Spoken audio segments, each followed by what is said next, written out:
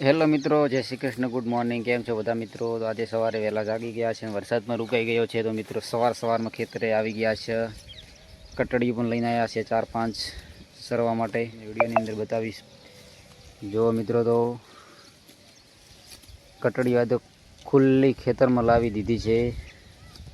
વરસાદના કારણે હમણાં 4 દિવસ કોઈ છૂટી સરવા મળતી નહોતું, એટલે આજે 4 દિવસે આજે તબેલામાંથી બહાર કાઢવામાં આવી છે.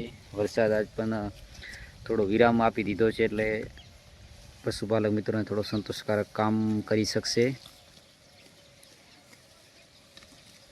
તો મિત્રો, તમારે ત્યાં વરસાદ કેવો હતો અને પશુપાલન કેવા હેરાન થયા છે તે કોમેન્ટ કરજો.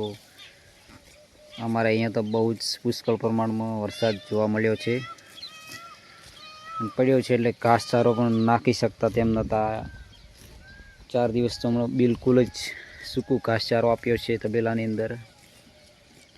જે બાજરીના ડોકા કહીએ, સાર કહીએ, તે આપી છે સૂકી ઘાસચારો. અને આજે તો કટડી લાવી છે ખેતરમાં, એટલે ફૂલ ઘણો ભૂખી છે, એટલે તાત્કાલિક કામે વળગી ગઈ છે ફટોફટ ખાવા માટે. વરસાદ જેવું વાતાવરણ પણ છે, એટલે કદાચ આવી શકે વરસાદ. એટલે કલાકની અંદર કટડીયું પેક થઈ જાય, ખાવા બીજું ખાઈને કમ્પ્લીટ. પછી વરસાદ આવે તો ચાલે. બપોરના સમય આવે એટલે આરામથી બેસી જાય કટડીયું. આમ તો લાવવા મુશ્કેલ પડતી હતી, એટલે ટ્રેક્ટરનો સહારો લીધો છે. ટ્રેક્ટરમાં બાંધીને કટડીને લાવવામાં આવી છે આજે સવારમાં. ઘાસ પણ પેલું ખેતર જ ઊભું છે, એટલે આ ચરી રહે એટલે ત્યાં લઈ જવાની છે. કાયમ માટે અમે આવી રીતે જ ખુલ્લી રાખતા હોઈએ છીએ ખેતરમાં. ખુલ્લી એટલે કે દોરડાથી બાંધી દેવાની. એનો એરિયા પ્રમાણે જ કટિંગ એટલે ખાતી હોય છે.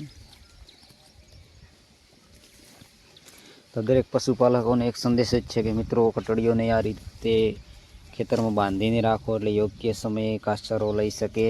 અને આપણે જ્યારે તબેલાની અંદર એક જ ખીલે બાંધતા હોઈએ છીએ, ત્યારે તેને પૂરતા પ્રમાણમાં ખોરાક મળતો નથી અને કટડીઓ તૈયાર થતી નથી.